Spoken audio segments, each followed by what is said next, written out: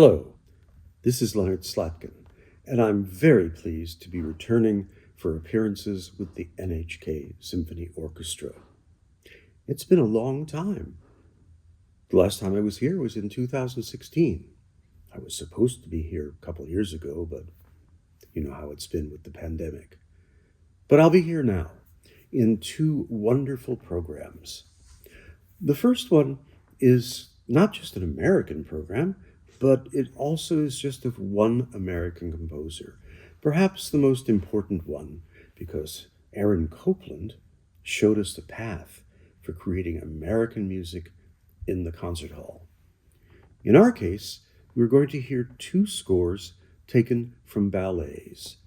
Rodeo, a work full of life and energy, depicting the Wild West with bullfighting and cow roping and clowns.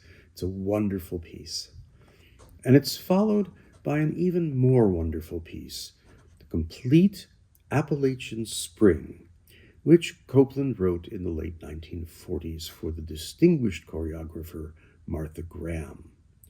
Originally, there was really no story and even no title. It was called Ballet for Martha. But everybody said, you have to give it a name. That's not good. So Copland remembered a poem and the phrase Appalachian Spring, and then we had the title. But the spring is not about the season of the year.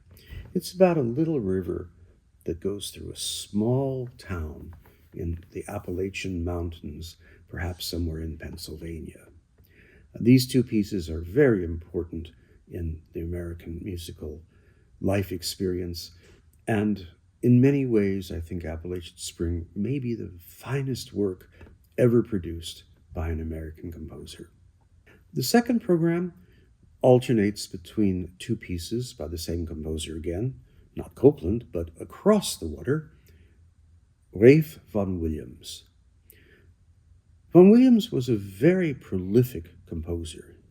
He wrote 9 symphonies, he wrote ballets, he wrote an opera, and several other works for different size groups. In England, one probably would say that he was best remembered because he was able to collect folk music from around the British Isles, much the same as Bartók did in Hungary. And he brought these to the attention of the public. The two pieces we're playing are sort of related musically. The first is called 5 Variants on Dives and Lazarus.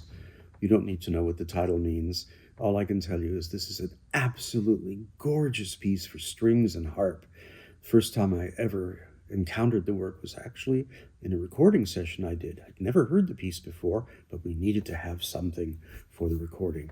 And when we started playing it and I heard the beautiful sounds of the strings of the Philharmonia Orchestra, I was in heaven. I hope you'll enjoy this piece too. The other work is a very important piece, Vaughan Williams Symphony No. 5. He wrote 9 of them, like Beethoven. And this one in Vaughan Williams is more what we would call pastoral. Vaughan Williams has 2 voices. One is a little bit like the city of London or Birmingham or Manchester. Those can be seen, say, in his symphonies No. 4 and 6.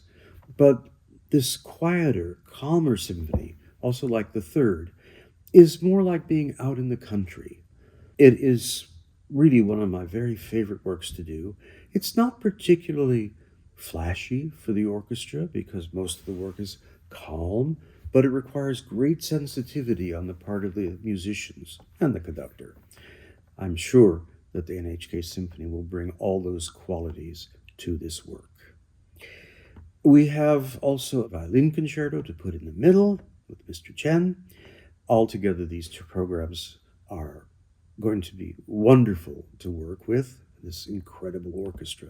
So I've been coming to the NHK since the early 1980s, and I always looked forward to my appearances.